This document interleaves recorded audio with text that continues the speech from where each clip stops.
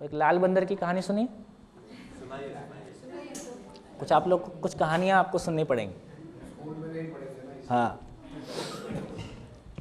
एक आदमी था, वो जिंदगी से तंग आ गया। जब आदमी तंग आ जाता तो कोई गुरुजी को खोजता है। गुरुजी के पास पहुंचा, साल 2 साल जम के सेवा की, और एक दिन गुरुजी बोले, बोलो बेटा बताओ क्या चाहिए। वो तो पहले से इंतजार कर रहा था किस दिन गुरुजी बोलें। बोले आज काम हो गया, मेहनत सफल हो गई। बोले क्या चाहिए? बोले कोई ऐसी सिद्धि बताओ जो मैं सोचूं और हो जाए, कोई ऐसी चीज़ बता दो। गुरुजी समझ गए चेला अव्वल दर्जे का है, गुरुजी पहले से ही पहुंचे हुए थे। बोले कोई बात नहीं, फलाने दिन आना और फिर कुछ करते हैं। तो आया तो उसको एक मंत्र दिया। बोले इस मंत्र को इतना जाप करने से ये सिद्ध हो जाता है और उसके बाद जो इच्छा करो पूरी हो जाती। बोले और क्या चाहिए था? बहुत खुश होकर रवाना हुआ और जैसे गेट के बाहर निकला बोले सुनो सुनो। बोले क्या हो गया? बोले देखो इसमें एक सावधानी है, इस मंत्र को जपते समय लाल बंदर का ध्यान नहीं आना चाहिए। बोले गुरुजी सटिया गए हैं, मेरे को क्या करना है लाल बंदर से। बढ़िया घर गया, नॉर्थ ईस्ट में बढ़िया अपना सेटिंग वेटिंग किया, पूजा का स्थान, और अपना नहा धो के बैठ गए। जैसे ही माला पे हाथ रखे लाल बंदर सामने। ऐसे जैसे माला का पे वो स्विच हो गया है लाल बंदर का। तो बोले कुछ गड़बड़ हो गया है। एक बार, 2 बार, 1 दिन, 2 दिन, 4 दिन, बिल्कुल उसको अब 24 घंटे लाल बंदर ही दिखने लगा। गुरुजी के पास वापस गया, गुरुजी आप लाल बंदर की चर्चा ना ही करते तो आपका क्या बिगड़ जाता।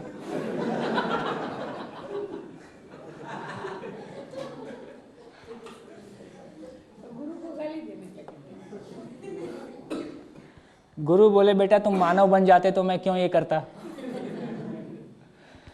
तो कुल मिला के कहने का आशय ये है कि जितना हम नेगेटिव चीज़ों के बारे में सोचते हैं कि इनको दूर होना चाहिए, उतना वो सेंटर में आ जाता है ना। किसी आदमी ने, किसी ने आपको, आपके बॉस ने आपको डांट दिया, अब उसके बारे में सोचना शुरू करो, अब वो और ज़्यादा एग्रेसिव होते जाता है मामला, है ना। तो मैं यदि सोचता हूं कि मेरे भीतर का काम, मेरे भीतर का क्रोध, मेरे भीतर का ईर्ष्या, द्वेष से मैं मुक्त हो जाऊं, है ना। बोले ध्यान करना है, आंख बंद करके बैठो, जितने फालतू विचार है उसी समय आते हैं, बाकी समय में उतने नहीं आते। क्या चीज़ हो गया? कहीं ना कहीं जो हमारे पास कंटेंट है, तो बेसिकली हमारे जीने का मॉडल समस्या मूलक हो कि समाधान मूलक हो, है ना। तो समस्या आते ही क्या करना है? तो समस्या क्या चीज है? समस्या मात्र सूचना है कि समझ में कमी है। उस कमी को पहचाना जाए और अपना अध्ययन संपन्न किया जाए, वास्तविकता जैसी है वैसा पहचाना जाए और परिस्थिति के साथ तालमेल पूर्वक जिया जाए। इस तरह से हर समस्या अवसर है यदि हम उसको समझ में कमी को पहचानने के रूप में इस्तेमाल कर पाते हैं, जो कि उसका वास्तविक पर्पस है भी। तो मूल में समस्या आते ही केवल समाधान को लॉन्च करना है, समस्याओं से जूझने की जरूरत नहीं है ना। इसलिए समस्या है तो समाधान है ही।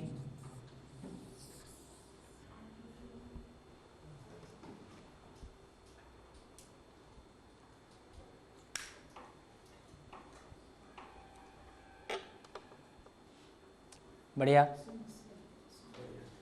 ठीक, क्या समझ में आया? हाँ, हमको जिम्मेदार होने की ज़रूरत है, पूरे वातावरण में समझदारी को घोलने की ज़रूरत है और मिलजुल के चीज़ों पे काम करने की ज़रूरत है। क्या निकला? दुख, भ्रम, अंधकार का अस्तित्व नहीं है। अब किसी भी नेगेटिव चीज का अस्तित्व नहीं है। हम जो बहुत बात करते हैं कि पॉजिटिव थिंकिंग होना चाहिए, उसका आधार क्या है?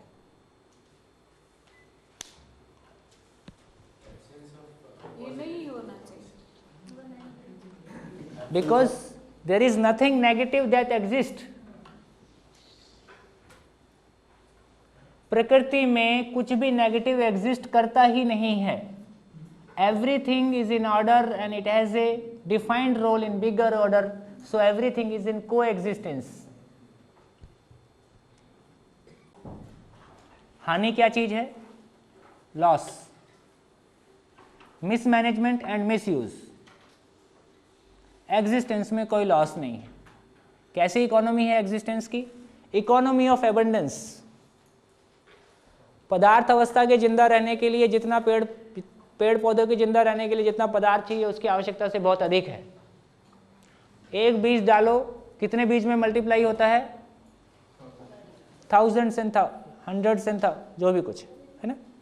तो इस तरह से प्रकृति में लॉस नहीं है, केवल मिसमैनेजमेंट, मिसयूज, और जो प्रकृति की जो भी कम ज़्यादा है उसको बैलेंस करने के लिए उतना टाइम वो मल्टीप्लाई होता है ना। जैसे कल जो बात रख रहे थे बाबा जी कि एक पॉलिनेशन के लिए करोड़ों मेल एग्स जो रहते हैं, करोड़ों रहते हैं, जबकि एक चाहिए होता है। एक पेड़ से कितने सारे बीज बनते हैं, जबकि उसकी परंपरा को बनाए रखने के लिए एक बीज और चाहिए, है ना। तो पूरी प्रकृति का डिज़ाइन ही ऐसा है कि इकोनॉमी ऑफ अबंडेंस है।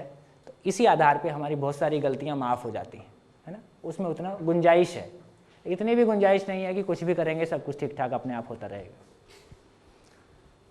इससे क्या समझ में आया?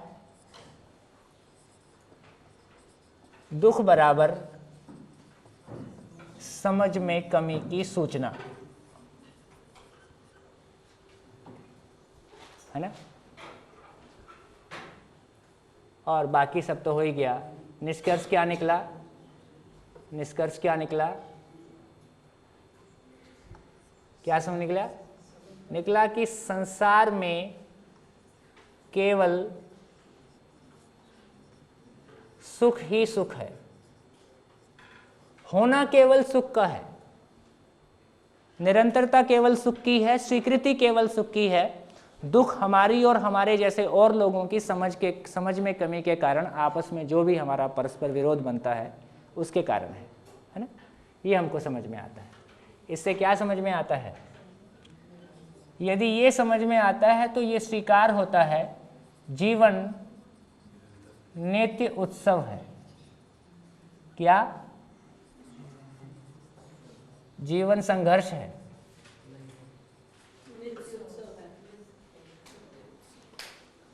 अभी तक हम क्या बोलते रहे? जीवन बिना समझे जीना है तो लोग सुसाइड ना करें, डिप्रेशन में ना जाए, इसके लिए जीवन को संघर्ष बनाना और संघर्ष को बहुत ऊंची जगह देना, ये हमारा सब डिजाइन है, स्ट्रगल, है ना। और अब ये भी समझ में आता है कि संसार नियम पूर्ण है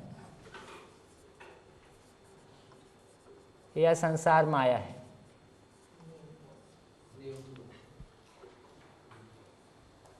सब कुछ नियम से संचालित है। अब ये भी समझ में आता है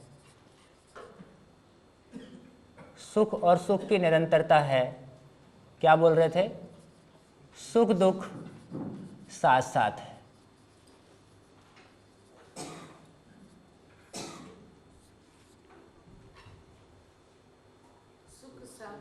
सुख ही सुख साथ है ना। दुख मात्र हमारी समझ में कमी की सूचना है, मानव जाति की समझ में कमी की सूचना है। एग्जिस्टेंस में दुख नाम की चीज नहीं है। फिर क्या कहा?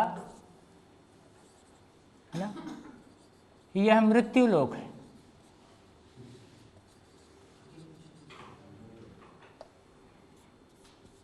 जागृति लोक है।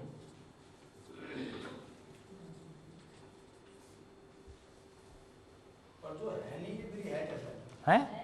जो है नहीं वो है कैसे? मतलब दुख नहीं है तो दुख है क्यों नहीं? हाँ, तो ये देखिए ये एक अच्छा, हाँ वही, तो एक तो ये समझ में आता है कि हार्मनी है, कोएग्जिस्टेंस है, और मानव की समझने की एक यात्रा है। इस यात्रा के दौरान ये सूचनाएं हैं, है ना। जब हम है बोलते हैं इसका मतलब है कि उसकी निरंतरता है, तो एग्जिस्ट करता नहीं है। जो चीज़ जैसी है उसको वैसा ना समझ पाने तक ये सूचना आती रहती है। गाड़ी गाड़ी है, सही समझ तक पहुंचने का एक मानवीय पुरुषार्थ है कि उसकी प्रक्रिया है ना। तो हम यूं कहें कि हम गलत समझ नहीं रहे हैं, हम सही समझने के प्रयास में हैं, है ना। सही समझने के प्रयास में है, जब तक सही को नहीं पहचान पाते हैं कुछ ना कुछ मान के जीने लगते हैं। तो ये यात्रा क्रम है। ये सब सही जी रहे हैं तो मनुष्य भी कहीं सही जीता है, ये गड़बड़ क्यों मतलब अस्तित्व में? मानव में कल्पनाशीलता और कर्म स्वतंत्रता है, बाकी तीनों में कल्पनाशीलता कर्म स्वतंत्रता नहीं है। इसलिए मानव को अपनी कल्पनाशीलता के आधार पर जीने का, ऐसा ही मानव का डिजाइन है। मतलब उसको गलत करने की भी छूट दी। हाँ, इसलिए सूत्र है मानव को जितना उन्नत अवकाश है उतना ही मानव को अवनत अवकाश। गलत करने की छूट, इसका मतलब गलत है कुछ, इसका मतलब दुख भी है। व्यवस्था को ना समझना और व्यवस्था में ना जी पाना ही दुख है। दुख की स्थिति मानव के जीवन में है जब तक वो चीज़ों को जैसा है वैसा नहीं समझता है। जब हम कहते हैं दुख है, जब है का मीनिंग एग्जिस्टेंस से जुड़ता है, यदि दुख है तो दुख की निरंतरता है, फिर उसको दूर नहीं किया जा सकता है। जैसे ये स्टेटमेंट सुख दुख साथ साथ है, ये स्टेटमेंट सीधा सीधा कहता है कि तो रहेगा ही, है ना। केवल इसके साथ जीने को सीखना है। जैसे बहुत से जीवन में दुखी दुख निरंतर रहता है, बहुत से जीवन में सुख सुख निरंतर। इससे कैसा है? ऐसा तो हमारी कल्पना है ना, किसी के जीवन में दुख निरंतर रहता है ना सुख साथ है ना, दुख सुख। वही तो कुल मिला के कैसा है मामला? कुल इतना है कि किसी मात्रा में सुख हर व्यक्ति के जीवन में है ही, सुख की निरंतरता नहीं है। स्वयं को शरीर मानने के आधार पर सुविधा से सुख और सामान से सम्मान जो कि पूरा होता नहीं है, इस बीच में जो भी सारा हमारी स्थिति है उसको हमने कहा कि ये सुख उपलब्ध नहीं हुआ, है ना। स्वीकृति मानव में सुख की है और सुख की निरंतरता की है। दुख की स्वीकृति मानव में नहीं है, दुख की निरंतरता की स्वीकृति मानव में नहीं है, और एग्जिस्टेंस में उसके लिए कोई स्कोप भी नहीं है कि वो परमानेंट हो जाए। इसको थोड़ा डाइजेस्ट करने की जरूरत है। हाँ, May I say something? Probably what happens when we look at the reality, हाँ, the only way to unfold it, to unravel and comprehend it, is by making mistake and then understanding. Probably it is inherent, because if you look at the whole journey of the thought in human history, what do we find? There are theories given which have been proved wrong. Again, those theories which were given earlier, they have been proved wrong, and so on. So it is a succession of knowing, and in knowing, obviously, we don't know everything in the best possible manner. We first know out of context, and then we know within the reference, ठीक है। that is within the point of चीजें departure. कब तक बदलेंगी? जब तक हम reality तक नहीं पहुंच जाते हैं। एक बार रियलिटी को पहचान पाते हैं, फिर उसकी निरंतरता बन जाती है। तो जब तक हम चीज़ जैसी है उसको वैसा नहीं पहचान पाते, तब तक अनंत प्रकार से उसको मान सकते हैं। तब तक उसमें हर बार एक रिफाइनमेंट करने की ज़रूरत है ना। आज इस तरह से माने, कल उस तरह से माने। यदि जैसा है वैसा नहीं पहचान पाए तो हार्मनी बनना नहीं है। और जब तक हार्मनी नहीं बनना है तब तक उसको खोजना हमारी आवश्यकता है। इसलिए मानव सही के लिए शोधरत है, ये ठीक है। Yeah. No, sir, what I was saying that Jagat Mithya, man has understood in a very clear manner, and there centuries have passed, and this idea has not been negated. Only in European countries, neo-positivism for the first time said, when the scientific development has already started, then there was another thought process. So to negate the idea of Jagat Mithya, we had to take hundreds of years, in fact thousands of years, to negate it. So what I want to make a point is that probably it is inherent in the nature of things that when we want the mind, when it wants to understand, comprehend the reality, the only path it takes, that is its dynamics of understanding is such that first we may understand a thing wrongly, out of context, not as it is, as it exists in इसमें कोई nature, दिक्कत नहीं है। and then later after analysis and further reflection over it, probably we arrive at the truth. So it is the man's methodology, and I think this is the dilemma of human existence. Dilemma ना कहें उसको, शायद यात्रा ही कहें। Yeah, but that becomes It is like this only. rather it doesn't have then content if just we say journey. अब हम ये कहें कि जैसा एक तो ट्रुथ जैसा है वैसा है, मैं समझूं तो भी ठीक, नहीं समझूं तो भी ठीक, मानूं तो भी ठीक, नहीं मानूं तो भी ठीक। मेरे समझने से, मानने से, ना मानने से होने पे कोई फर्क पड़ता है क्या? होना remains as it is. Yes. The only thing is my journey towards understanding it. And there can be many steps when I am not able to see the things as they are and I am giving many theories. Means Yeah. me as a humanity. Yeah, precise. Yeah, बस precisely because of the imaginative faculty, हाँ, man is endowed, and once man takes the flight of fancy, then there is no stopping. So one person goes to the extent of saying the whole world is extension, and this is not done only by Shankara, but it is also done by a mathematician like Descartes. ठीक है। तो imagination के द्वारा सच्चाई को पहचान पाना कभी भी संभव नहीं है, ठीक, कभी भी। 4.5 क्रिया के द्वारा रियलिटी को पहचान पाना कभी भी संभव नहीं है जब तक मानव उस अनुभव क्रिया से संपन्न होता है, तभी वो रियलिटी को देख पाता है। आज कम से कम हम लोग का सौभाग्य है, यदि बाबा जी जैसे किसी व्यक्ति के बारे हम लोगों ने किताब में पढ़ा होता, क्योंकि हम लोग पहले से ही, जैसे बाबा जी ने कहा कि वो बागी थे, हम लोग भी कुछ इस तरह से बागी ही लोग थे। हमको अब कोई चीज़ को मानना ही नहीं है, हम उस जगह में आए हुए थे। यदि हम उनके बारे में पढ़ते कि एक आदमी है जो कहता है कि मैंने परमाणु को देखा है, जहां साइंस अनआंसर्ड होती है वहां से वो कुछ कहना शुरू करते हैं, जहां अध्यात्म अनआंसर्ड होता है वहां से। यदि इस व्यक्ति के बारे में हमने किताब में पढ़ा होता, सुना होता, तो पता नहीं हम विश्वास कर पाते कि नहीं कर पाते। हमारा सौभाग्य है और आप लोग और सौभाग्यशाली हैं कि आपके शिविर में उन्होंने 6 के 6 दिन 7 दिन यहीं रहने का निर्णय लिया। एक आदमी हमारे सामने कहता है कि मैंने परमाणु को अपनी आँख से, मैंने इस आँख से नहीं, अनुभव में मैंने उसको देखा है। ये अपने आप में कितना बड़ा विश्वास है, आदमी की क्षमताओं के प्रति कितना बड़ा एक आश्वासन है कि हाँ, ये बहुत सिंपल सा लगता है कि जो जिससे निकला है वो उससे छोटा है। अब चाहे आदमी ने इलेक्ट्रॉन माइक्रोस्कोप बनाया या कुछ और बनाया, आदमी ने बनाया, इसलिए आदमी की क्षमता से छोटा ही होने वाला है ना। तो आदमी की क्षमता कितनी विशाल हो सकती है और आदमी का देखना कितना सूक्ष्म हो सकता है, तो कम से कम एक एग्जाम, तो जैसा है वैसा देखना उसको कहा। यहाँ अब हम कल एक बात करेंगे कि इस दर्शन का नाम मध्यस्थ दर्शन क्यों है, उस पर कल हम बात करेंगे। लेकिन एग्जिस्टेंस जैसा है वो वैसा ही है, कुल मिला के प्रॉब्लम उधर नहीं है, ये हमारी अपनी जर्नी है। जब बाबा जी कहते हैं कि सर कह रहे हैं कि जगन मिथ्या जो है उसको कोई गलत साबित नहीं कर पाया आज तक, ये बात सही है, लेकिन जगन मिथ्या को कोई सही भी साबित नहीं कर पाया, सिद्ध नहीं कर पाया। चलो सही और गलत साबित करने का सवाल नहीं है। No, Prashant, I am not saying that at all.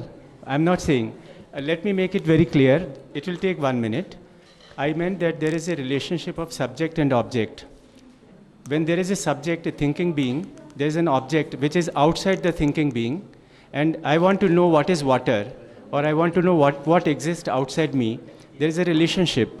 Now, from here we can go directly to the small example of that is whether matter is whether electron's position, whether it's a matter, or if we locate it as a particle, and no sooner we locate it as a particle, then it goes as a wave, and therefore we cannot know what is the nature, dual nature of electron. And in physics, this concept is very much deeply rooted, that it is because the subject and object also interact, and therefore the reality becomes something which is illusory in nature. हाँ. So what I only wanted to emphasize is that because we are endowed by nature herself or by nature itself, that man's mind, the way the genetic makeup of man is, man cannot think in any other terms but think in the manner as it thinks, it comprehends the reality. So the method of comprehension of reality itself gives us illusions as well as the feeling of reality, both. I would That like is to all I submit, wanted to say. reality is not of confusing nature. It is my capacity to see the reality, है ना, in my own process of imagination, or I am seeing through it in Anubhav Kriya, है ना. So when I am able to use my Anubhav Kriya, then I am able to see the reality as it is. When I am trying to see it through imagination or through some instruments which do not have the capacity to see the things as they are, then it seems to me as if the reality is of confusing nature. There is no confusion in the reality. It is only our method or methodology or mechanism which are incompetent, Exactly. Yeah, to see exactly. the reality. Yeah. We have a person who declares that I have seen the atom and I know what the property, how is the particle Its of atom constitution. is and what is its nature, है ना. It's, उन्होंने कोई किताब नहीं पढ़ा, उन्होंने कोई scientific paper नहीं पढ़ा. He has seen the reality as it is directly with his own, in his own अनुभव. No, sir. Then the question जीवन को arises, समझ- then why Shankara's Anubhuti? He also has, Maybe it was then why at least Shankara's I should statement, not say all these things. yeah, can be negated. Yes. No, no, sir, let me make it clear. If this is through Anubhuti, through Anubhav, then Shankara also is speaking of the same Anubhuti. चलिए मैं अब ये कहूँगा, एक बात इतना कहूँगा. Yeah, question is- I'm referring to- शायद अभी हमारे पास बाबा मौजूद हैं. Yeah. शाम को इस टॉपिक पे बात कराएं. सर एक The meaning of मुझे कहना है और Kalpanashilata अब itself कुछ- is कुछ- telling कुछ that it is some Kalpana is there. The meaning of Kalpanashilata itself has Kalpana, right? Which is Brahma. No. But when a man is possessing those two characteristics of Why is Kalpanashilata and Karma Swatantrata, which means all the time with those two capabilities he will see, I mean he will understand only the illusion, right? Because when you see you have been trying to derive the meanings of the words. When a human being is possessing the two, you are telling right from the beginning there are two big characteristics being possessed by Bhaiya, human being, which I is think we are unnecessarily playing with the words. Kalpanashilata and Karma Swatantrata. Terminology The meaning of used in Kalpanashilata- Madhyam Darshan is totally different, and therefore let us try to understand it in the given perspective of this philosophy only, which says that अगर हमें जीवन को समझना है तो 10 क्रियाओं को समझना चाहिए, हमें 5 बल और 5 शक्ति को समझना चाहिए. अब तक हम खाली 4.5 क्रियाओं को समझे हैं. रिमेनिंग 5.5 क्रियाओं को अगर हम समझ जाते हैं, जिसमें वृत्ति, चित्त, मन, आत्मा, उसको समझना है, आत्मा, बुद्धि, चित्त, प्रमाण और समझ, अगर वो हम समझ लेते हैं तो जरूर समझ हमें बराबर आ जाएगी. So let us not compare it with what has been given. This is in itself, it's a separate line of thinking. Let us try ठीक है, to फिर भी first कॉन्टेक्स्ट understand आते ही that. हैं, कोई दिक्कत नहीं. Otherwise, the link in understanding gets obstructed. That's what I चलो really फिर भी feel. कहीं ना कहीं वो रेफरेंस हमारे पास आते ही हैं, कोई दिक्कत नहीं है ना. तो एक बात ये, हाँ जी, मैं फाइनली कुछ और कहना चाह रहा था जो थोड़ा सा मिस हो गया, फिर आएगा. तो ये कुछ चीज़ें निकल के आई. जीवन नित्य उत्सव है, संसार नियम पूर्ण है ना, और सुख और सुख की निरंतरता है. सुख और सुख की निरंतरता है ना. मानव दुख, हमने कितना भी कहा, राही मनवा दुख की चिंता क्यों सताती है, दुख तो अपना साथी है. कोई अपना साथी बनाने तैयार नहीं है.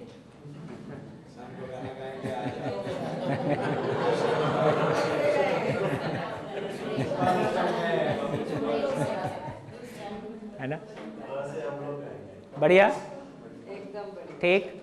तो मैं सोचता हूँ ये टॉपिक एक बहुत इम्पोर्टेंट टॉपिक था. मैं सोचता हूँ अभी भी मेरे को 5 मिनट और चाहिए आपसे, है ना. मैं कुछ इसके आधार पे अब कुछ आगे बातें अपन और कहेंगे, है ना. ये अपने आप में बड़ा इंटरेस्टिंग है। अब हम देखते हैं कि हमारी भाषा होने की भाषा हो कि ना होने की भाषा हो। होने की भाषा हो। तो अब कम से कम अगले 3 दिन आपको अपने आप को जांचना है कि कितने समय आपकी भाषा होने की भाषा है। एग्जाम्पल यूज में आप ये कहते हैं कि स्नेह का अभाव है, या आप कहते हैं कि ईर्ष्या का भाव है ना। बेसिकली थोड़ी सी इसको भी, ये भाव शब्द जैसे होना, भव शब्द का क्या मतलब है? होना। आयुष्मान भव, होना, ठीक। भव मीन्स होना। क्या है? 4 अवस्थाएं। कैसी हैं? कैसी हैं? अनुक्रम में है। अनुक्रम मीन्स कड़ी से कड़ी जुड़ा हुआ है ना, कड़ी से कड़ी जुड़ा हुआ। और इनको पहचानने की ताकत किस में है? मानव में। जैसा है वैसा पहचान पाता है तो उसको कहा अनुभव। कड़ी से कड़ी होने को पहचान पाना अनुभव। अनुभव है ना, अनुभव। अनुभव का बोध में स्वीकार होना, अनुभव का स्वीकार होने से भाव। भव को पहचान सके तो भाव, और भाव का एक्सप्रेशन भावना। ऐसे व्यक्ति को कहा भावनाशील। बढ़िया। को एग्जिस्टेंस है ना। हाँ, अनुक्रम में है, अनुक्रम में भव है, जो है वो अनुक्रम में है, उसको पहचाना तो अनुभव। ठीक। अब जैसा है वैसा ना पहचानने की बजाय अधिमूल्यन अवमूल्यन अमूल्यन किया तो क्या हो गया? भावुकता, असंतुलन।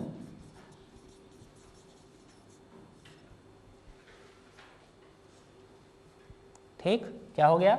जैसा है वैसा पहचानने की बजाय over evaluation, under evaluation and evaluating something else. जितना भी ये भ्रमपूर्ण जैसा है वैसा पहचानने की बजाय कुछ अन्यथा मान लिया, मानने के आधार पे कुछ ना कुछ जीना हमारा बनेगा ही। वो कंडीशनिंग के आधार पर एक नाम दिया भावुकता, इम्बैलेंस इन पर्सनैलिटी। तो जब हम चीज़ों को जैसी हैं वैसा नहीं देख पाते हैं तो कुछ ना कुछ इम्बैलेंस बना रहता है। तो बेसिकली जो इसलिए भाव शब्द को कहने की बजाय मूल्य बोलते हैं कि भाव का पता नहीं है किधर जाएगा। बोलचाल की भाषा में भाव काफ़ी इधर उधर हो गया है।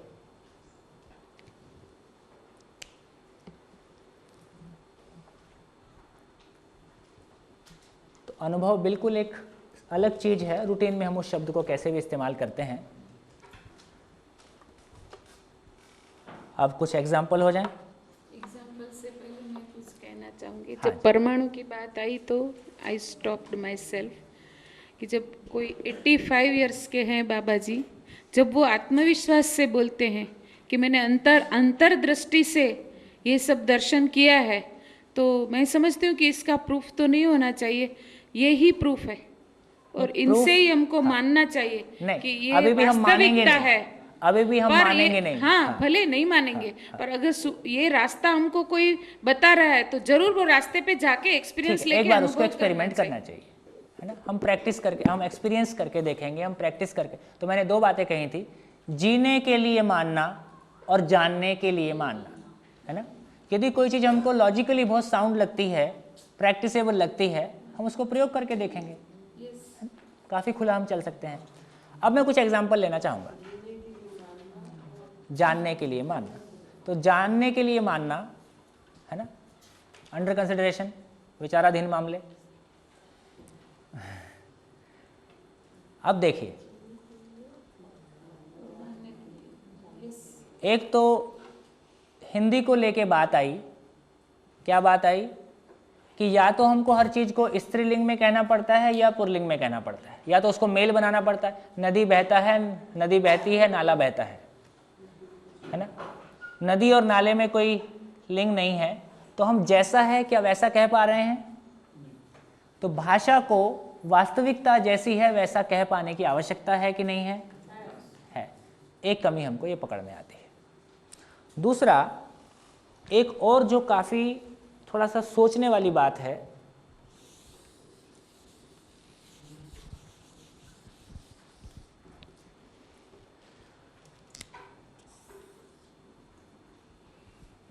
जैसे 1 - 1 = 0। प्रैक्टिकली करके बताओ। 1 अपने आप में इमेजिनेशन है कि रियलिटी है?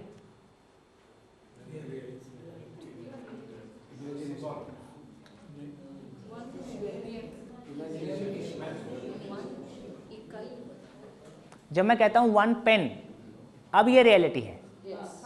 जब मैं अकेला 1 बोलता हूं, लेकिन ऐसा हम सोचते कहाँ हैं? हम तो 1 को रियलिटी मानते हैं।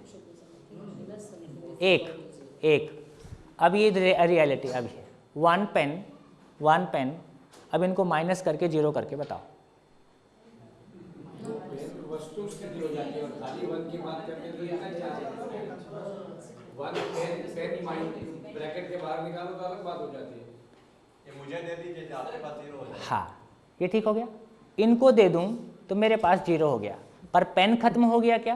नहीं, शिफ्टिंग हुई है केवल, है ना? शिफ्टिंग हुई है ना? छोटा सा इशारा है। तो ये 1 - 1 0 बोलने से गायब तो नहीं हुआ है, लेकिन 1 - 1 ये बताता है कि चीज़ गायब हो गई है ना? इससे क्या मतलब निकल रहा है कि ये हमको कहीं ना कहीं जो वास्तविकता है वो चीज़ कही जा रही है कि कुछ वास्तविकता में से आधा हिस्सा गायब हो गया।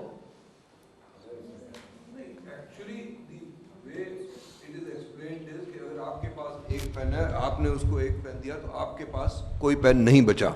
हाँ, ये इसका इम्प्लाइड मीनिंग है, है ना? ये इसका इम्प्लाइड मीनिंग है। Absolutely. अब देखिए, अब अपन आपस में चर्चा करें कि भाई चावल कितना चाहिए? लिमिटेड है, अनलिमिटेड है? कितना चावल खाने के लिए चाहिए? लिमिटेड। घर में 400 बोरा आके रखा जाए तो लगता है कि कितनी समृद्धि हो गई है। अब पूछा जाए कि भाई गाड़ी, तो लगता है कि हाँ भाई 1 चाहिए या 2 चाहिए, और 2 आ जाती है तो वो काफ़ी परेशानी की स्थिति बनती है। ठीक ठाक हो, 1 हो, सीमित। मकान 100 बाई 100 का बेडरूम, 100 फुट बाई 100 फुट का बेडरूम, रात को उसके नीचे देख के छत का साइज देख के नींद नहीं आएगी।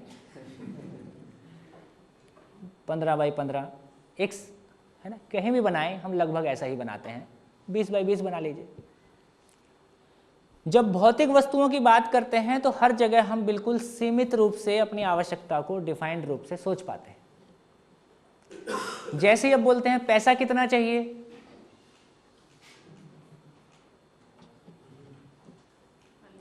क्योंकि हम इमेजिनेशन, क्योंकि हम वास्तविकता और इमेजिनेशन के बीच में कोई डिमार्केशन नहीं है हमारा। जब हम पैसे के ढंग से सोचते हैं तो हमको अनलिमिटेड चाहिए, क्योंकि जितना भी होगा उसके आगे 1 0 रखा ही जा सकता है। वो इमेजिनेशन है। तो इमेजिनेशन और रियलिटी ये 2 अलग अलग चीज़ें हैं। ये सारा का सारा कैलकुलेशन हमको इमेजिनेशन में ज़्यादा लेके जाता है। ये सारा अंक गणित, पूरा का पूरा अंक गणित इमेजिनेशन है कि रियलिटी है? वो इमेजिनेशन की तरफ हमको ज़्यादा लेके जाता है। इसलिए वस्तु मूलक गणित प्रिसाइजली हमको ऐसा रखना भी होगा, ऐसा कहना भी होगा।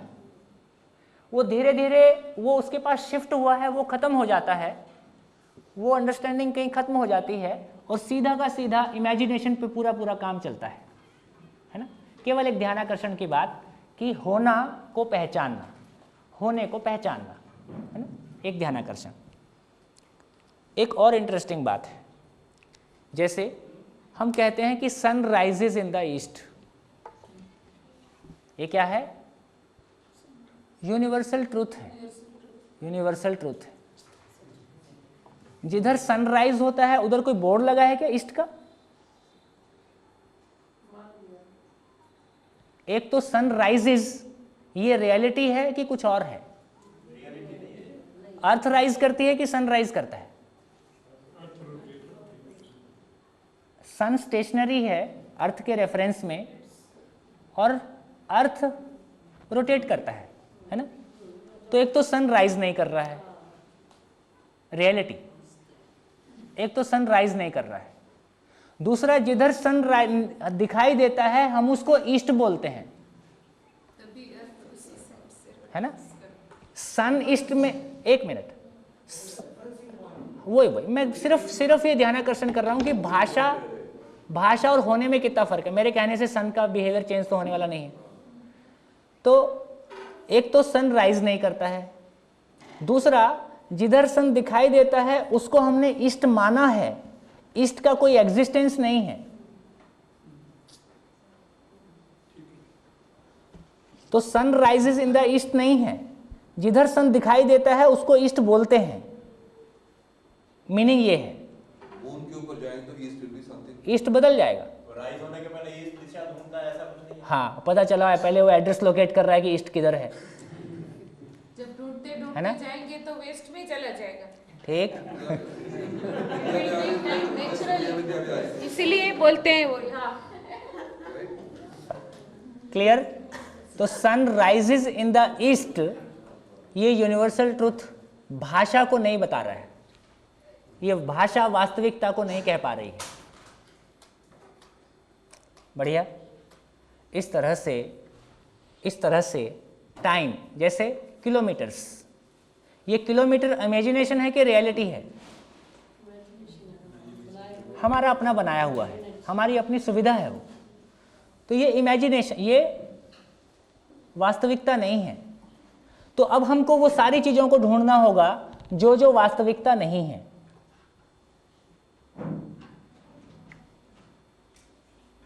क्लियर? तो इस तरह से हम देखेंगे। अब हमको बहुत सारी चीजें इस तरह से, होना कैसा है इस पे हमारा ध्यान जाएगा। होने के साथ जीना बनता है ना?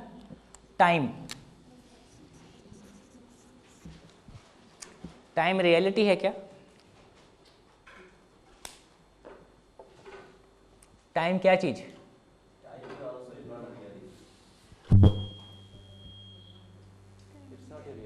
है ना? टाइम का डेफिनेशन क्या है? क्रिया की अवधि बराबर काल, duration between two action, and that action is continuous, there is no division in the action. Sun तो घूमता ही रहता है, अब धरती के सामने आके रुक के बताता नहीं है कि मैं आ गया हूं, है ना? तो सन का रोटेट करना एक कंटिन्यूअस क्रिया है, सॉरी, अर्थ का, है ना, धरती का, है ना, ये कंटिन्यूअस क्रिया है। इस क्रिया में कहीं कोई खंड नहीं है। तो सारी क्रिया किसी हमारी सुविधा के लिए चीजों को, है ना, टाइम भाग रहा है कि शरीर भाग रहा है? शरीर कम पड़ रहा है। ये टाइम कहीं भागने वाला है क्या? हजारों साल से सूरज ऐसी रोज दिखाई देता होगा, रोज छुपता होगा। हम आज हैं इस शरीर के रूप में, कल नहीं रहेंगे, है ना? तो टाइम तो अपनी जगह है ना, काल वर्त, इसलिए एक सूत्र है, काल वर्तमान है। काल वर्तमान है। क्या चीज है? शरीर धीरे धीरे अपनी आयु को, अपनी अवधि को पूरा कर रहा है। इसलिए हमको कुछ कामों को जो इस बीच में करना है, हम करें कि टाइम कम पड़ रहा है ना? टाइम कहीं कम नहीं पड़ रहा है, टाइम बिल्कुल वर्तमान है ना? केवल हमारी ड्यूरेशन, शरीर की ड्यूरेशन लिमिटेड है, शरीर की ड्यूरेशन लिमिटेड है। ये इसका इम्प्लाइड मीनिंग है। तो अब पूरी की पूरी भाषा को जो हम शिक्षा में दे रहे हैं, ये वास्तविकता की भाषा हो, है ना, यहाँ बिल्कुल गड्ढमड्ढ हो गया है ना, होने और ना होने के बीच में हम डिफरेंस नहीं कर पा रहे हैं। मैं कह पा रहा हूं जो मैं कहना चाह रहा हूं? व्यावहारिक तो है। Start with जो assumptions. वास्तविकता है वही व्यावहारिक है, जो वास्तविकता नहीं है वो व्यावहारिक भी नहीं है, इसलिए व्यवहार में नहीं आता है कुछ भी, है ना। वास्तविकता ही व्यावहारिक है। See, We all know the distance is the difference between the 2 points. So it is with reference to a particular point. The same thing he is talking about the time. It is with reference to the starting time and the ending time. That's the time. Otherwise, time is continuous, distance is also continuous, etc., etc. So there's nothing new that we are talking. He is explaining it with respect to the Madhyam Darshan. That's all. With respect to the reality, है ना, we are basically trying to see the things as they are, है ना। होने को पहचान पाते हैं तो हमारा जीना बनता है। हमारा सारा प्रयास किस अर्थ में है कि हम मानव का स्वयं में शरीर के साथ, परिवार, समाज और प्रकृति के साथ तालमेल पूर्वक जीना बन सके, हम हार्मनी के साथ में जी सके। we start with some assumptions, right? First we start with some assumptions, and over a period of time, finally we try to prove. It starts with hypothesis and assumptions. So similarly, the language that has been evolved is something like a assumption. So you have to, like for example, you said kalpana shilata. Can you show me kalpana shilata? You Of can't course, show it. of course. How? You know, you see within yourself, you imagine things. Yeah, but where is it? That's what. You are, see, we start with that. We start with something. If you say that is existing, then everything must be imaginary part. Whatever we talk, whatever, the whole thing becomes imaginary. बिल्कुल स्पष्ट बात करो। हम किसी वास्तविकता की तरफ इशारा करने के लिए किसी शब्द का इस्तेमाल करते हैं, हाँ, है ना। हम डायरेक्टली, यदि मुझको वास्तविकता पता नहीं है, फिर मैं कुछ भी कह सकता हूँ, कुछ भी मान सकता हूँ, है ना, फिर वो एक अलग बात है। हम जो शिक्षा की बात कर रहे हैं, हम जो एजुकेशन की बात कर रहे हैं, एजुकेशन का पर्पस क्या है? एजुकेशन का पर्पस सीधा इतना सा है कि हर मानव वास्तविकता जैसी है उसको वैसा पहचान सके। पहचान पाता है तो इसका प्रमाण क्या है? उसके साथ तालमेल पूर्वक जीना संभव हो पाता है। यही उसकी जिंदगी का पर्पस है। हम जिंदगी में हर before we are understanding that, I must start with something, right? I can't do it at one stretch. Immediately, yes, समझदारी बन गया. I can't say that. I should start with some assumptions, go forward slowly, and maybe over a period of time, after some time, I'll say समझदारी हो गया. नहीं, अब आप जो बात कर रहे हैं, आप एक रिसर्च स्कॉलर हैं, कोई चीज़ है जो हमको पता नहीं है, उसको खोजने के लिए कोई प्रयास दो तरह के हो सकते हैं, किन्हीं एजम्पशंस को लेके कोई चीज़ तक पहुंचना। दूसरा, जैसा एक बाबा जी ने एक अटेम्प्ट किया है ना, कि जो था वो ख़त्म हो गया, क्वेश्चन मेरे पास, आंसर मेरे पास नहीं है, तो एक विधि कि भाई मानव में देखने की क्षमता है, उस क्षमता को पाया जाए और जैसा है वैसा सीधा सीधा देखा जाए, है ना। तो उसमें अभी तक देखने का जो भी प्रयास, अभी तक जो भी, तो मानव में वो देखने की क्षमता है। तो हम हाइपोथेसिस लेके किसी चीज़ को प्रूव हो गया यदि, इसका मतलब हम उसको देख पाए। यदि प्रूव नहीं हुआ, प्रमाणित नहीं हुआ, इसका मतलब देखने में कोई कमी है। तो विधि देख, तो शिक्षा का क्या मतलब है? हम लोगों को हाइपोथेसिस दें या हम लोगों को प्रमाण दें? और ये भी इंस्टेंट तो पॉसिबल ही नहीं है, इट इज नॉट पॉसिबल। तो आज हम जहां खड़े हैं, हमको उसकी बात करना होगा कि हम इन हजारों युवाओं को, है ना, we are having two methods of research. One, assume something, prove that this is wrong, or prove whatever it is, assumptions. The second one is given state of affairs is wrong and accept that, and then go on proving whatever is given we accept, and then we prove that given things are wrong. I think this philosophy is following the second method, that whatever is given is wrong, is given is accepted, and they have proved it is wrong, and therefore this philosophy is correct. We are always following the first method, that is assumption. That is why we are having confusion. The third and fourth day we had even the similar type of confusion, but if we start with clean slate, then this logical sequencing will. No, I'm not Let me saying see, there are two, as you said. See, with the first philosophy, there are several upayogikta sadhanas. If you see all these things, they are all for mankind. These has been all invented with the first philosophy, not with the second philosophy. But I just wanted to know, with the second philosophy, what all the sadhanas have been invented for the use of mankind.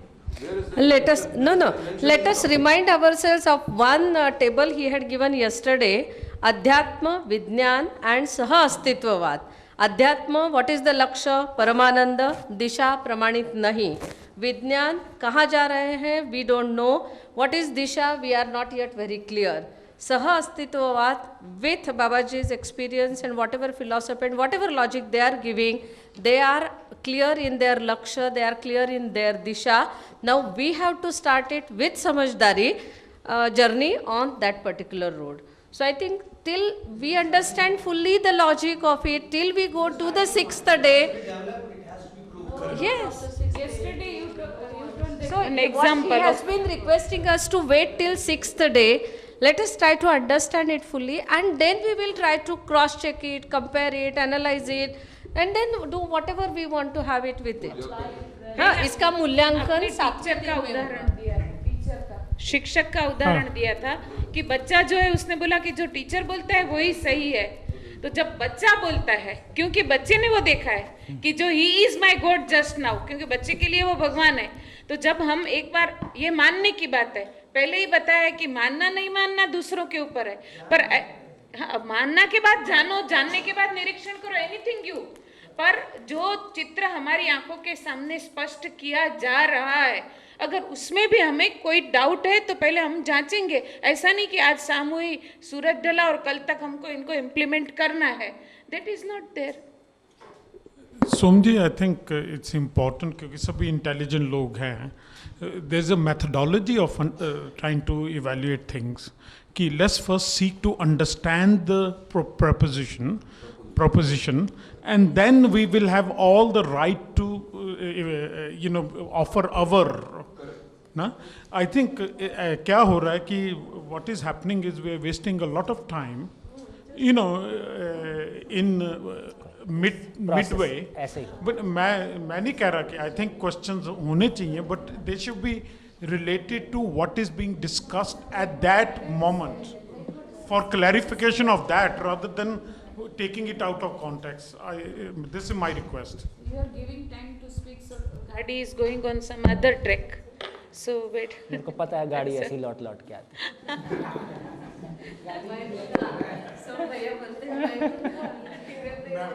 हाँ जी, conclusion सिर्फ इतना, आदमी है, harmony से जीना चाहता है, होने के साथ ही जीना बनता है।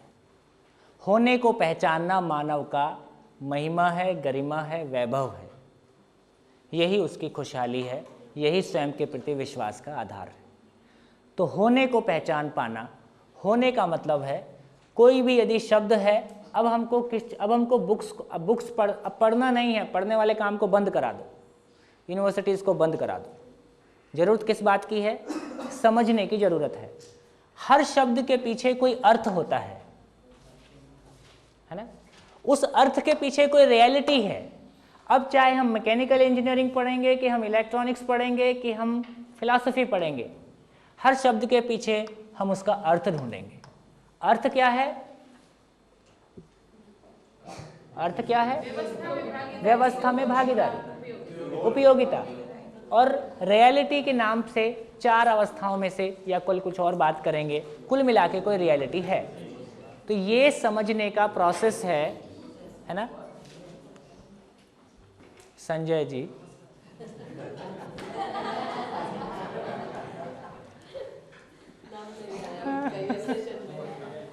टी ब्रेक हो गया? बढ़िया, नमस्कार।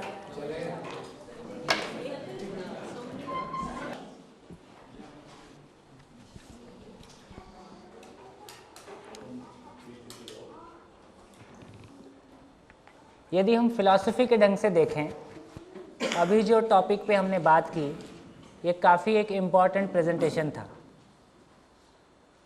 यदि हम धीरे से और गहरे में, है ना, चीज़ों को देखने की कोशिश, माने रियलिटी के बारे में बोलना कि जैसा है वैसा देख पाना, अब वो भाषा थी, एक उसका और एक डेप्थ पकड़े कि शब्द है, अर्थ में वास्तविकता है, अर्थ और वास्तविकता तक पहुंच जाने का नाम समझना है, समझने के लिए पढ़ना एक आवश्यकता है, पढ़ना अपने आप में कोई काम नहीं है।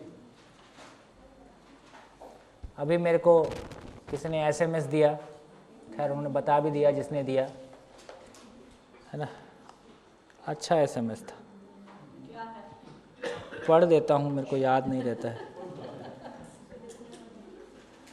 What is education?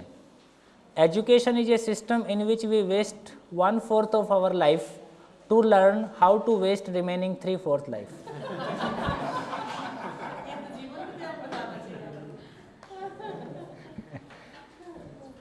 खैर, एक मानवीय शिक्षा की आवश्यकता है जहाँ वाकई में हम उत्सव पूर्वक जीना समझ सकें, जी सकें।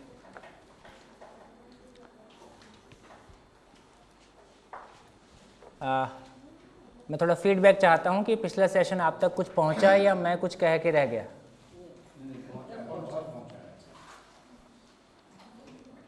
पहुँचा? बुलेट्स में कुछ निष्कर्ष, एक लाइन में ना, बिल्कुल व्याख्या नहीं, एक लाइन में बुलेट्स में कुछ निष्कर्ष जो आप अपनी फीलिंग से कुछ शेयर करें। क्या है कि हम पहले से जी ही रहे हैं, कुछ नए रेफरेंस हमारे सामने आते हैं तो हमारे भीतर का एक फीलिंग कैसा बनता है, कैसा हम उसको अपने शब्दों के रूप देते हैं। माइक है ही नहीं, ये जस्ट हमारे मन की स्थिति है, सोचने की स्थिति है। अगर हम इस बात को समझते हैं तो अंधकार है ही नहीं। सेम वे ईर्ष्या वर्ड जो है गलती से यूज़ होता है, ईर्ष्या मतलब ईर्ष्या है ही नहीं। स्नेह का जब अभाव होता है तो उसको हम ईर्ष्या वर्ड में व्यक्त करते हैं, जो कि ठीक नहीं है। मैंने समझ का अभाव, समझ का अभाव एग्जिस्टेंस में नहीं है, हमारी एक स्थिति है कि हम वहाँ तक नहीं पहुँचे। हाँ जी, और कोई कुछ कहेगा? भाषा जो है एब्सोल्यूट या जो परपेचुअल ट्रूथ होता है उसको व्यक्त नहीं करती है, वो जस्ट हम चीज़ों को अपने ढंग से व्यक्त करते हैं, इसीलिए उसका यूनिवर्सलिटी से रिलेशन नहीं है। हाँ। और दूसरी चीज़ के बहुत पॉजिटिव लगा ये सब जो है, दुख निराशा जैसी चीज़ कोई नहीं है, अंधकार नहीं है, तो इससे सुंदर क्या हो सकता है। तो निश्चित रूप से एक नई दृष्टि सुंदर है ही, इसलिए वो सुंदरता की इतनी सारी अपेक्षाएं हैं। ठीक बात। और जो भाषा का पर्पस है कि वो वास्तविकता को कह सके, है ना, सच्चाई को कह सके, यही भाषा का पर्पस है ना। अभी तक हम कहे कि सच्चाई अनिर्वचनीय है, कहा नहीं जा सकता, फिर इसका मतलब भाषा में हम क्या कह रहे हैं, है ना। तो भाषा का पर्पस ही है कि वास्तविकता को कहा जा सके, वास्तविकता की ओर एक ठोस इशारा किया जा सके, एक ठोस सूचना दी जा सके, है ना, हम उस तक पहुंच सकें। ठीक है, जीना मानव के साथ ही संपन्न होगा, मानव ही मानव से समझेगा। हाँ जी, और कुछ?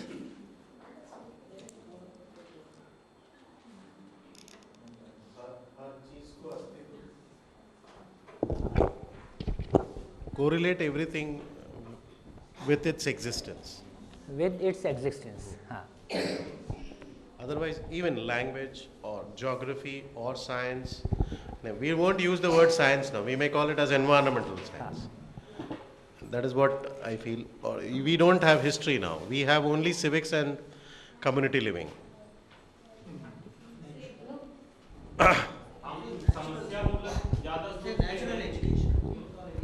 जबकि हमको समाधान मूलक सोच रखना चाहिए। ठीक, बढ़िया। चलिए, फिर भी मेरा ये कहना है कि ये मात्र सूचनाएं हैं, केवल आपको दिखा दिया कि भाई ऐसा भी मामला है। आगे अध्ययन देखिए, लगभग आशय ये है कि आपका समैया फाउंडेशन से 10 लोग जिनको लगता है कि हम पूरी बात को समझ सकते हैं, जी सकते हैं और अपने इंस्टीट्यूशन में उसको उतार सकते हैं, ऐसे लोग स्वयं स्फूर्त विधि से है ना, विलिंगली अपने आप को पहचानेंगे। इस तरह से जो लोग पहचानेंगे उनके साथ फिर आगे इसको आर पार करने के लिए जो डिज़ाइन बनेगा उसको मिलजुल के बनाया जाएगा और फिर आगे की किसी बात को वहाँ पे सोचा जाएगा, है ना। तो हम में से कौन वो 10 लोग, 10 से ज़्यादा भी हो जाएं, कोई दिक्कत नहीं है, कम भी हों, लेकिन लगभग एक क्रिटिकल ग्रुप जो कि उस पर शोध कर सके, है ना, उसकी रियलिटी को जांच सके, है ना, और फिर उसको हम उसको समझ सकें, जी सकें।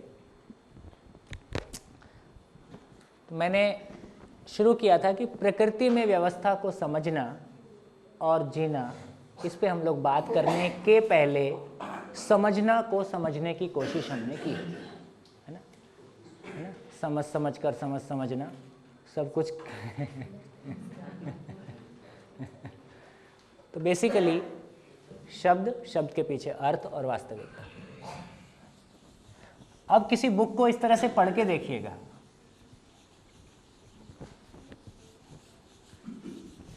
ये भी एक जांचना है कि जितना सारा हम अभी पढ़ा रहे हैं, है ना, वो हमारी एक मान्यता है या उसमें से कितना हमने जांचा है, जिया है ना। तो टीचर का मतलब स्पून फीडिंग नहीं है। टीचर का मतलब है कि अपने सब्जेक्ट में इतनी जान डाल दे, सब्जेक्ट को जिंदा कर दे, या जो भी हम पढ़ा रहे हैं उसको जिंदा कर दे कि वो स्टूडेंट में उसको समझने का जुनून पैदा हो जाए। स्पून फीडिंग हमारा काम नहीं है, कम से कम कॉलेज लेवल पे तो स्पून फीडिंग की ज़रूरत नहीं है ना। हम इतना इंटरेस्टिंग उसको बना सकें, इतना जीवंत, इंटरेस्टिंग का मतलब है कि उसकी ज़िंदगी से इतना जोड़ सकें, वास्तविकता को इतना क्लियरली दिखा सकें कि उसको समझना उसकी आवश्यकता बन जाए, है ना, उसके साथ जीना, वो उसको प्यार करने लगे। और जब तक टीचर अपनी टॉपिक को प्यार नहीं कर पाता है, वो उसके साथ में जी नहीं पाता है, वो रख नहीं सकता, है ना। तो शिक्षण एक जॉब नहीं हो सकता, है ना।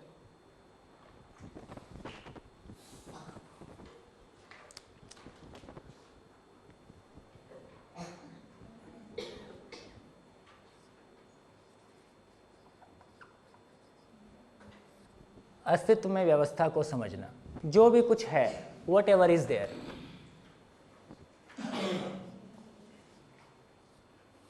होना,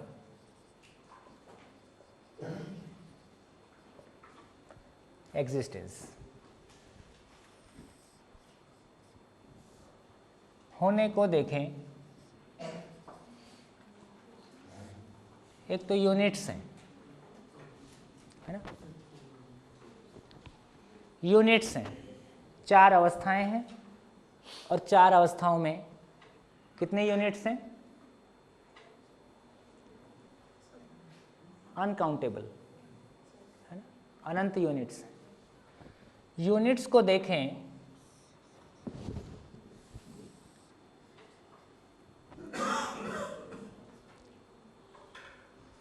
यूनिट्स को देखें तो एक तो हमको समझ में आता है कि जड़ इकाइयां हैं।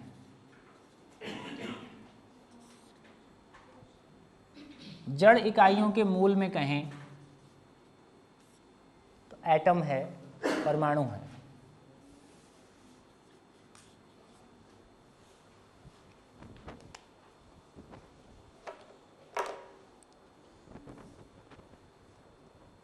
परमाणु अकेला रहता नहीं है, है ना।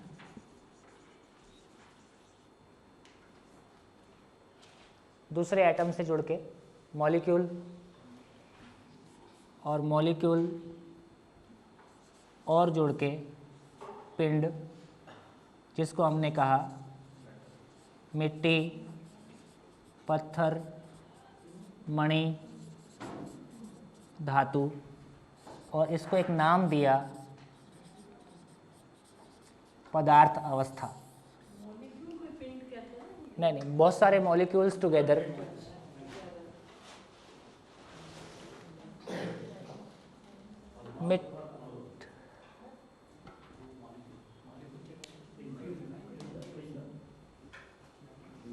कोई दिक्कत?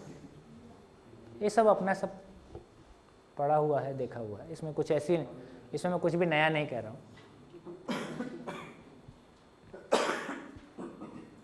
आगे चलें।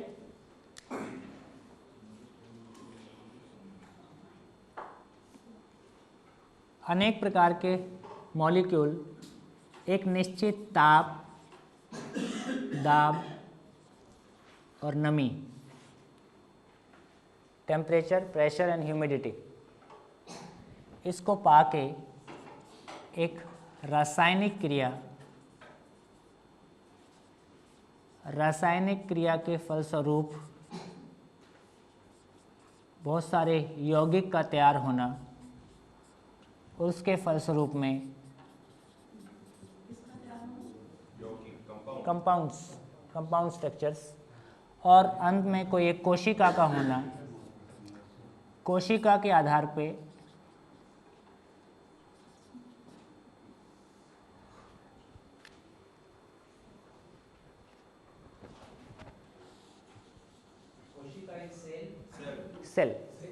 सेल, और ये सेल स्ट्रक्चर ही प्राण अवस्था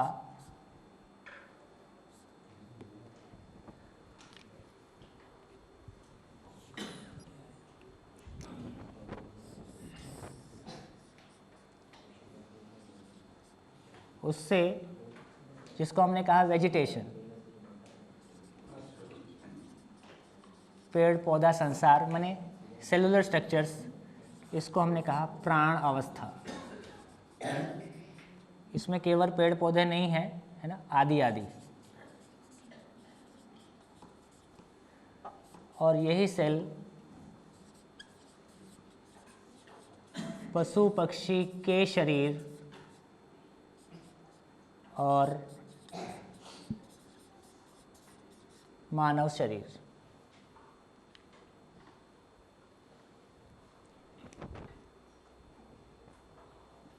है ना, मानव शरीर, पशु पक्षी का शरीर, ये सब क्या है? पेड़ पौधे भी प्राण अवस्था, पशु पक्षी का शरीर और मानव का शरीर, ये सब क्या है? प्राण अवस्था है। शरीर अल्टीमेटली जड़ है।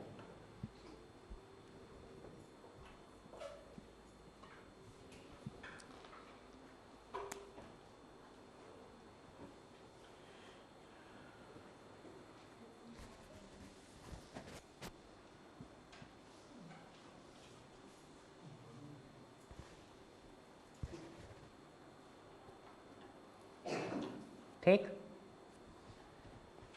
जो नई चीज हमको मिली वास्तविकताओं के अध्ययन के क्रम में, समझने के क्रम में, एक चैतन्य इकाई मिली।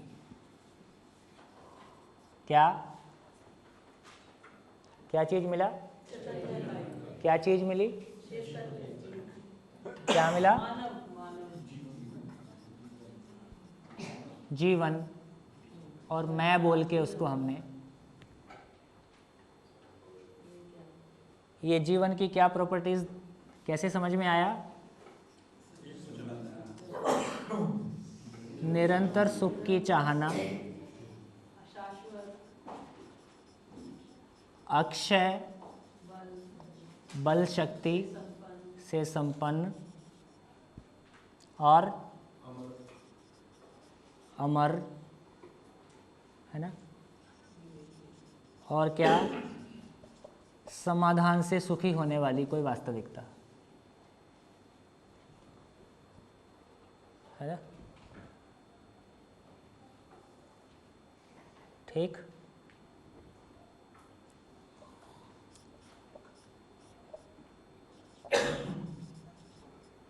ये जीवन जब पशु पक्षी शरीर को चलाता है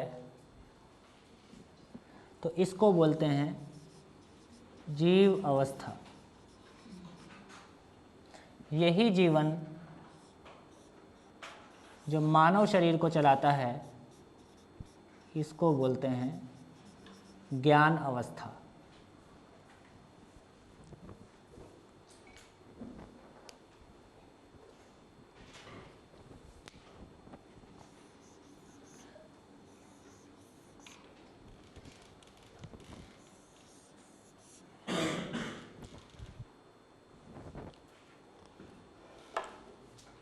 इसमें बहुत सारे लोग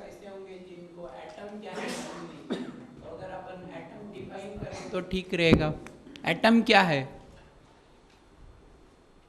आपने यहाँ इसमें जोड़ दिया कि मतलब जीवन को पशु पक्षी के साथ है?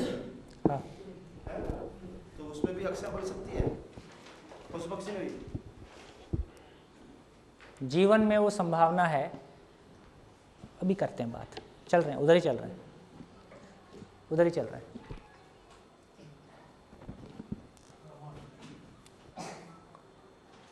इसके कंप्लीशन पे आते आते ये सारी चीज़ें बहुत खुलने वाली हैं, और है ना अभी नेक्स्ट स्टेप में। हाँ जी, कितने लोगों को नहीं मालूम है कि एटम के बारे में कोई हमारी स्वीकृति, कोई हमारा एक्सेप्टेंस, स्टैंडर्ड, बिल्कुल वही कह रहे हैं, जो स्टैंडर्ड कंसेप्ट ऑफ एटम है भी वही कह रहे हैं। चलिए कोई बात नहीं, अभी जो आपने सुना है माना है मैं उसी को कह रहा हूँ। मैंने इसलिए पहले कहा कि कुछ भी नया नहीं कह रहा हूँ, जो अभी तक हमारी जानकारी में आ गया है। जो नया कोई जो एक बैठा है वो डिफाइन कर दे, जिनको जो जानते हैं एटम क्या है। इस पे यदि वो डिफाइन करने की ज़रूरत बाकी के लिए नहीं, सुनिए वो डिफाइन करने की ज़रूरत अभी मेरे को लगता है बाकी के लिए नहीं है, हमारे ही आपके लिए है। अपन उसको आराम से कर लेंगे, कर लें, बहुत अच्छे से करेंगे, है ना। हाँ जी, तो जो नई चीज़ इंट्रोड्यूस हुई है वो कुल मिला के इधर है, ये सब अपना पुराना है ना। जो नई चीज़ इंट्रोड्यूस है वो ये है कि एक चैतन्य इकाई हमको मिली, ये नई चीज़ है। अब इस पूरे पिक्चर के सामने आने से क्या क्या क्वेश्चन हमारे भीतर उभर रहे हैं।